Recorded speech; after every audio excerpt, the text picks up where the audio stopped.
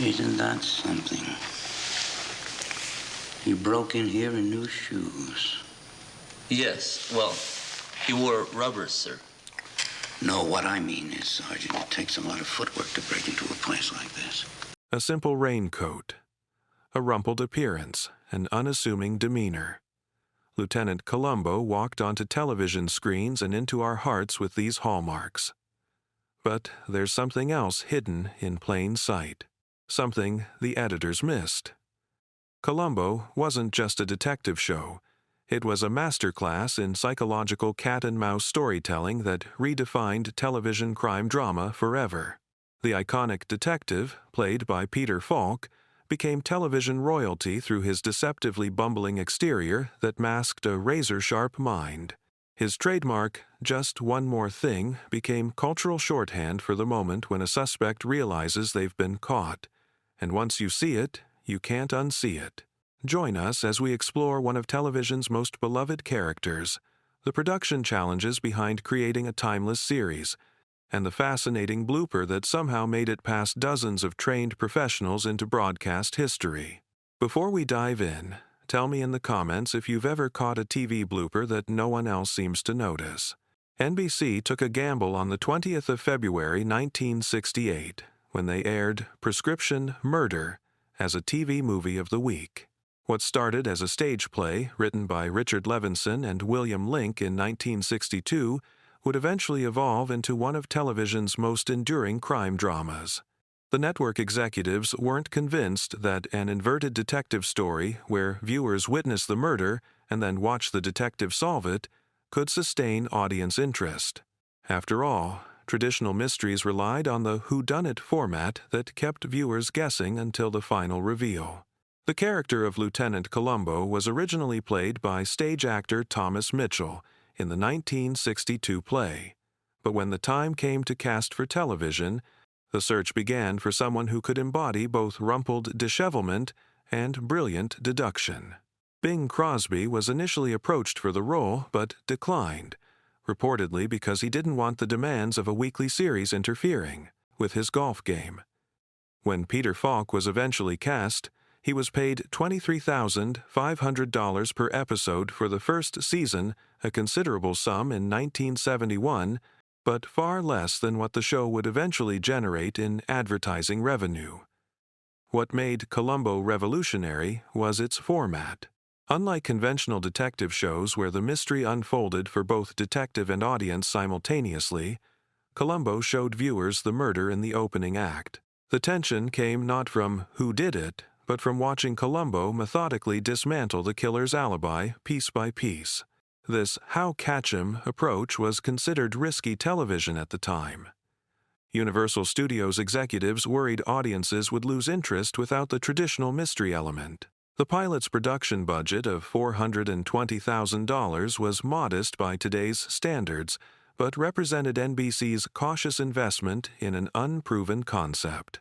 When Prescription Murder aired, critics praised Falk's performance but questioned whether the character could sustain a series.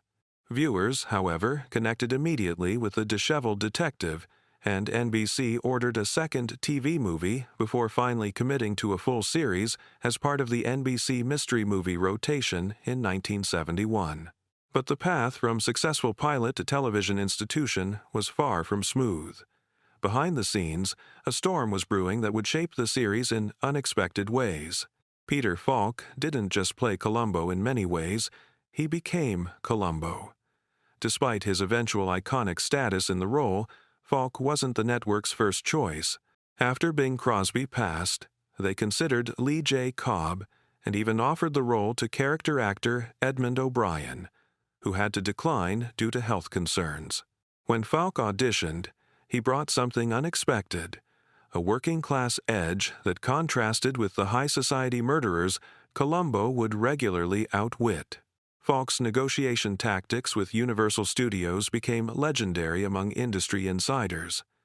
By the third season, he was earning $100,000 per episode and had negotiated unprecedented creative control. During contract renewals, he would reportedly arrive in character disheveled, seemingly confused, but ultimately getting exactly what he wanted from studio executives. Sound familiar? It was Columbo's method applied to Hollywood business. The raincoat that became Columbo's signature look wasn't a costume department creation, but Falk's own coat, purchased on a rainy day in New York years before he took the role. When costume designers suggested a more tailored look, Falk insisted on wearing his weathered coat, which he believed helped establish Columbo's disarming appearance. The same applied to the detective's perpetually unlaced shoes. Falk found them more comfortable during long shooting days and incorporated the detail into the character. Behind the camera, the show rotated through directors, but the most influential was a young Steven Spielberg, who directed the first regular episode, Murder by the Book, in 1971. At just 24 years old, Spielberg brought dynamic camera work that established the visual language for the series.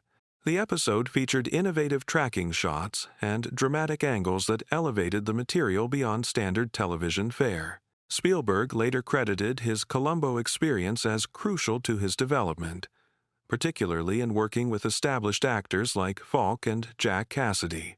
The chemistry between Falk and the guest murderers became a hallmark of the series.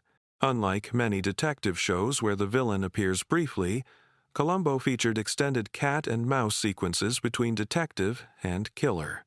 These scenes required subtle performances, with the murderer's growing unease contrasting against Columbo's seemingly aimless questioning.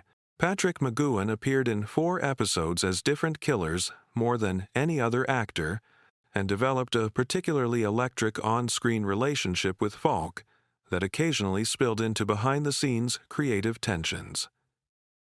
1. Detail few. Viewers know Falk's glass eye, the result of a childhood cancer operation, sometimes created continuity challenges. Lighting technicians had to take special care to avoid unflattering reflections, and occasionally scenes needed to be reshot when the prosthetic appeared too prominent on camera. This physical characteristic became incorporated into how Falk positioned himself in scenes, often tilting his head slightly when studying suspects. Despite the show's success, conflict was brewing between Falk and Universal Television. The actor's perfectionism led to shooting delays that frustrated producers, while Falk bristled at what he considered studio interference in creative decisions. By 1977, these tensions would temporarily end the original run of the series.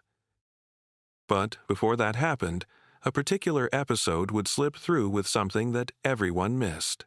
Columbo production days typically began at 6:30 a.m. on the Universal Studios lot in Los Angeles, with filming often extending well past 14 hours. Unlike today's television schedules, where episodes are typically shot in 8 to 10 days, each Columbo installment received a luxurious 14-day shooting schedule, reflecting its status as a rotating event rather than a weekly series. This expanded timeline allowed for more complex cinematography and the feature film-like quality that distinguished the show. The budget per episode grew from the initial $420,000 to approximately $800,000. By the mid-1970s, with significant portions allocated to securing Hollywood mansions and exclusive Los Angeles locations that represented the wealthy world of Columbo's murderers. The juxtaposition between these opulent settings and Columbo's rumpled appearance was deliberate production designer Edward S. Haworth specifically selected modernist architecture and sleek furnishings to amplify the detective's fish-out-of-water presence.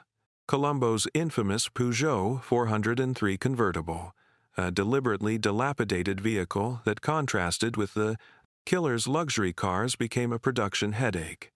The aging French vehicle frequently broke down, and the studio maintained 3 identical models to ensure filming wasn't delayed. The mechanical crew gave the car's engine special attention before driving scenes. Yet, it still occasionally stalled during takes. Falk often joked that the car was method acting. Temperature control on set created unexpected challenges. Many of the modernist glass homes used for filming became unbearably hot under studio lights, sometimes reaching 95 degrees during summer shoots. Falk, already wearing his heavy raincoat as part of Columbo's signature look, would often appear genuinely uncomfortable during questioning scenes, a physical discomfort that inadvertently enhanced his portrayal of the persistent detective who never quite belongs in these rarefied environments. The famous gotcha moments that concluded each episode required precise timing and performance. These scenes were typically shot last in the production schedule, allowing the emotional through line between Falk and the guest star to develop organically throughout filming. Director Richard Quine established a production rule that these climactic scenes would receive a minimum of 7 takes, unusual for television at the time, to capture the subtle shift in power from murderer to detective. Post-production for Columbo differed significantly from other detective shows. With no need for traditional mystery editing that concealed the killer's identity, editors instead focused on building tension through lingering reaction shots and the gradual revelation of Columbo's thought process. Editor Edward M. Abrams, who won an Emmy for his work on the series, pioneered the use of extended takes that allowed viewers to watch both Falk and the murderer's micro-expressions during their verbal sparring. Universal executives reviewed each episode meticulously, focusing particularly on the logic of Columbo's deductions. Script Supervisor Marshall Schlom maintained what became known as the Gotcha Bible, a detailed log of every clue and its resolution to ensure narrative consistency. Despite this attention to detail, the production schedule's intensity meant that, occasionally, something slipped through the cracks, and in the case of the Bye Bye Sky High IQ murder case, that something became television history. Season 6, Episode 3, The Bye Bye Sky High IQ Murder Case, which first aired on the 22nd of May, 1977. The episode features Columbo investigating a murder at a high IQ society called the Sigma Society, where treasurer Oliver Brandt, played by Theodore Bickel, has killed his business partner using an elaborate sound-dampening device during a thunderstorm. The scene in question occurs approximately 62 minutes into the 73-minute episode, during the climactic confrontation between Columbo and Brandt in the Sigma Society's meeting room. The setting is crucial to understanding the blooper. The Sigma Society clubhouse was designed as a wood-paneled sanctuary for geniuses, featuring antique furniture, chess tables, and bookshelves filled with leather-bound volumes. The production team spent $18,500 on rare books alone to dress the set authentically.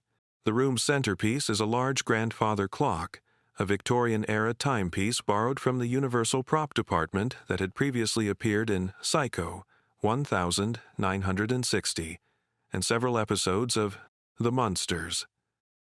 As the scene unfolds, Columbo has lured Brandt back to the scene of the crime under the pretense of admiring the killer's intelligence. The detective wanders the room, seemingly aimless, while Brandt grows increasingly confident that he's escaped justice. The camera follows Columbo as he examines various objects, occasionally cutting back to Brandt, who sits in a leather wingback chair positioned prominently in the room's center. The lighting was deliberately theatrical. Cinematographer William Kronhager used a combination of warm, ambient light from table lamps and cooler overhead illumination to create deep shadows that emphasize the intellectual chess match between detective and murderer. This lighting choice, while visually striking, created the perfect conditions for viewers to miss what happened next. As Columbo moves toward the grandfather clock, approximately at the 62-17 mark, he begins explaining his theory about how Brandt committed the murder. The camera cuts between Columbo near the clock, Brandt in his chair, and close-ups of Columbo's hands as he demonstrates the murder method. The editing rhythm establishes a pattern: wide shot of the room, medium shot of Columbo, reaction shot of Brandt, close-up of Columbo's demonstration. It's during this sequence that the unedited blooper occurs, something that passed by viewers, editors, producers, and network executives unnoticed for decades. If you've ever rewatched this scene, you might have felt something was slightly off, but couldn't identify exactly what. Now, as we examine it frame by frame, the error becomes impossible to ignore. The blooper occurs during a 14-second sequence of shots beginning at exactly 62 to 17 into the episode. As Columbo approaches the grandfather clock, viewers can clearly see it displaying the time as 8:17. The camera cuts to Theodore Beikel's reaction shot for approximately 2 seconds, then returns to Columbo. In this new shot, the clock behind him now unmistakably shows 10:43, a time jump of over 2 hours in what is supposed to be a continuous conversation. This continuity error becomes even more pronounced when, after another brief cut to Beikel, we return to Columbo, and the clock has mysteriously reset to 8:19 just 2 minutes after the initial time, despite having shown 10:43 moments before. The sequence continues with the clock visible in 3 more shots, displaying different, inconsistent times that jump between 8:20, 10:44, and 8:21. Now, here's where it gets complicated. This wasn't simply a prop, department oversight. The grandfather clock was functional and running during filming. The scene, though appearing continuous in the final edit, was actually shot across 2 different days. Production notes indicate that filming began late on Thursday, the 12th of May 1976, but had to be halted due to Peter Falk developing laryngitis. When shooting resumed on Monday, May 16, no one reset the clock to match the previous footage. The prop department should have photographed the set for continuity, but the responsibility fell through the cracks between departments. The clock face appears in exactly 7 shots during the sequence. In continuity terms, this creates an impossible timeline, where shot 1, clock shows 8:17, and shot 2, clock shows 10:43. Jump forward 2 hours, 26 minutes, and in shot 3, clock shows 8:19, jump backward 2 hours, 24 minutes, and in shot 4. Clock shows 8:20 consistent with previous shot, and in shot 5, clock shows 10:44. Jump forward 2 hours, 24 minutes, and in shot 6, clock shows 8:21. Jump backward 2 hours, 23 minutes, and in shot 7, clock shows 8:22, consistent with previous shot. What makes this error particularly fascinating is that it occurs during a scene where time itself is part of the dialogue. Columbo is explaining how Brandt used the timing of a thunderstorm to mask the sound of his gunshot. The detective even gestures toward the clock at one point, saying, "It's all about timing, isn't it, Mr. Brandt?" The irony of time inconsistencies during a conversation about precise timing adds an unintentional meta layer to the scene. Why did this blooper escape notice? 3 key factors contributed.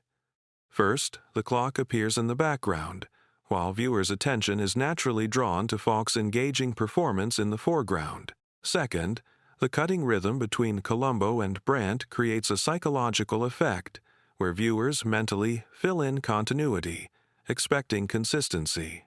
Third, television viewing technology of the 1,970 seconds, predominantly. Smaller CRT screens with less definition made such background details harder to spot than on today's high-definition displays. Editor John Kaufman later admitted in a 1998 interview for the Columbo DVD collection that he noticed the time discrepancies during editing but was constrained by available footage. Reshooting wasn't an option due to schedule and budget limitations. He made a calculated decision to maintain the performance quality over strict continuity, betting correctly that most viewers would be too engaged with the dialogue to notice the time-traveling clock. And once you see it, you can't unsee it. The clock anomaly remained largely undetected until the advent of home video. When Columbia House released Columbo on VHS in 1994, eagle-eyed fans with pause buttons began noticing inconsistencies that broadcast viewers had missed. The Bye-Bye Sky High clock jumps became a topic of discussion in the nascent internet fan communities, with a CompuServe forum thread from December 1995, marking the first documented online discussion of the blooper. The growing Columbo fandom developed increasingly elaborate theories to explain away the clock discrepancy. One persistent theory suggested it was actually an intentional Easter egg that the time jump symbolized the mind games between Columbo and the high IQ murderer.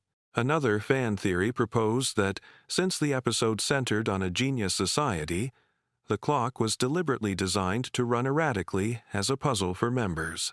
Both theories, while creative, have no basis in production reality. When Universal released the DVD collection in 2004, they faced a decision about whether to digitally correct the clock times. According to restoration supervisor Robert Harris, they briefly considered fixing the continuity error, but ultimately decided against it, reasoning that the blooper had become part of the episode's lore and altering it would diminish its historical authenticity. The DVD release actually included a special feature called Timepiece, the Wandering Clock Face, which examined the blooper in detail. Peter Falk himself was asked about the clock blooper during a Television Critics Association press tour in 2007. With characteristic humor, he replied, "I worked with a lot of clocks in my career, but that one was definitely the most talented. It could time travel." Falk added that he had never noticed the issue during filming or afterward, demonstrating how even the principal actor could miss what was happening in the background of his own scene. In the streaming era, the blooper remains intact.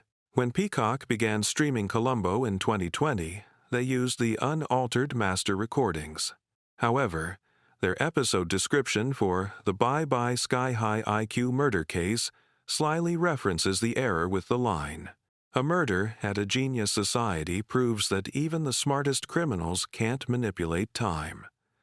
The clock continuity error has become so embedded in Columbo folklore that fan conventions often feature clock spotting contests where participants try to identify other, lesser-known continuity errors throughout the series. The grandfather clock itself achieved minor celebrity status. It was later used in productions including Murder, She Wrote, and Back to the Future Part 3, with prop masters occasionally adding hidden references to its Columbo time-traveling abilities as an inside joke. But here's where it gets strange. This wasn't the only time-related blooper in Columbo's run. Columbo's production history reveals a surprising pattern of time-keeping inconsistencies throughout its run. In Murder Under Glass, 1978, a kitchen wall clock jumps from 7:15 to 8:40 and back to 7:20 during a 3-minute cooking demonstration. The Conspirators, 1978, features a wristwatch on victim Joe Devlin that displays 10:30 before his murder, but somehow reads 9:45 on his corpse. The episode, Now You See Him, 1976, contains a magic show marquee that advertises performances at 8 and 10, yet the climactic show begins at 9:15 according to dialogue. During A Friend Indeed, 1974, Commissioner Halperin's dashboard clock flips inexplicably between 2:17 a.m. and 3:04 a.m. during his drive home. The infamous Swan Song, 1974, features Johnny Cash as a killer gospel singer, wearing a watch that changes positions from wrist to pocket between consecutive shots. A Stitch in Crime, 1973, includes a hospital wall clock that runs backward for approximately 7 seconds during a tense corridor confrontation. In The Most Crucial Game, 1972, a stadium clock reads different times in wide shots versus close-ups of the same moment. The Season 1 episode Lady in Waiting, 1971, includes a bedside alarm clock that rings at 2:30 a.m., according to dialogue, though the clock face clearly shows 4:15. Even the pilot film, Prescription Murder, contains a continuity error where a wall clock in Dr. Fleming's apartment inexplicably jumps ahead 25 minutes between cuts.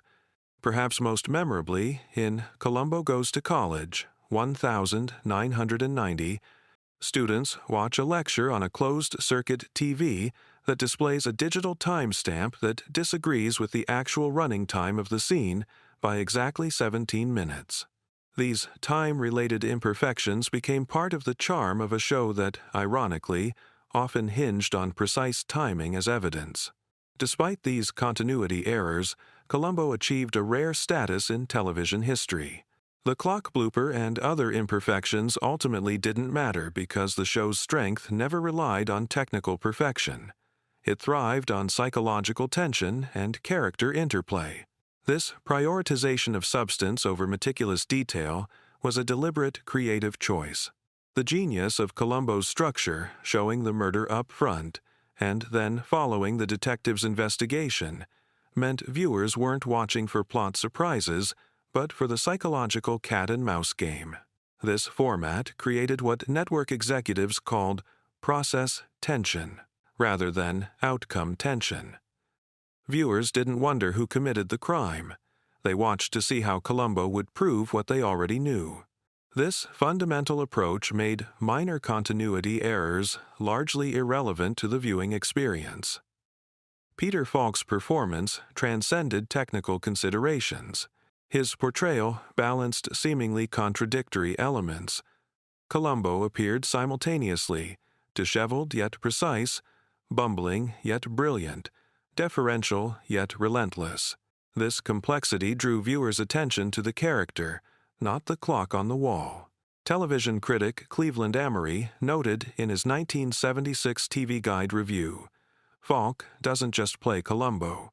He inhabits him so completely that viewers find themselves studying his every gesture for clues, just as the murderers do." The visual language of the series, especially its use of contrast, further masked technical imperfections. Cinematographer William Kronhager deliberately juxtaposed Columbo's rumpled appearance against the sleek, sophisticated environments of his suspects. This visual tension created a perceptual hierarchy, where the clash of worlds took precedence over background details. Viewers were trained to focus on faces, not furnishings. The constraints of television production in the 1,970 seconds, tight schedules, limited budgets for reshoots, and the practical impossibility of checking every background element actually fostered a creative environment where performance was prioritized over perfection. When faced with the choice between an impeccable background clock or Peter Falk's nuanced delivery of a crucial line, editors consistently chose the latter. Perhaps most importantly, Columbo succeeded because it respected its audience's intelligence. The show never relied on cheap thrills or misdirection, but instead invited viewers to think alongside its protagonist. This intellectual engagement created a viewership more invested in the how than the what, more concerned with Columbo's mental process than with whether a prop clock showed consistent time. The very constraints that produced these errors paradoxically contributed to what made the show exceptional: its unwavering focus on the essentials of great drama, character, conflict, and resolution. As writer-producer Stephen Bochco, who wrote several Columbo episodes early in his career, later observed, "What we learned on Columbo was that perfection isn't the goal. Truth Island. If a scene feels truthful, audiences will forgive almost anything else." Columbo's cultural footprint extends far beyond its time-jumping clock. The original series ran from 1971 to 1978, returned for 1989 to 2003 TV movies, and collectively produced 69 mysteries across 35 years, one of the longest character portrayals by a single actor in television history. At its ratings peak during the 1973 to 1974 season, Columbo regularly attracted 30 million viewers, capturing a remarkable 33% audience share in its time slot. The series collected 13 Emmy Awards, including 4 for Peter Falk as Outstanding Lead Actor. Beyond accolades, Columbo permanently altered television's approach to the crime genre. Its How Catch 'Em format inspired numerous imitators, including elements of modern shows like Breaking Bad, Monk, and The Mentalist. Television historians point to Columbo as proving that suspense could derive from character conflict rather than plot twists, a revelation that influenced decades of subsequent TV writing. In syndication, Columbo found global popularity that sometimes exceeded its American reception. In Japan, the character became so beloved that Peter Falk was offered $300,000 for a single day of filming Japanese coffee commercials in character, which he declined. In Romania, Columbo became mandatory viewing at the National Police Academy during the 1,980 seconds, with instructors using episodes to teach observation techniques.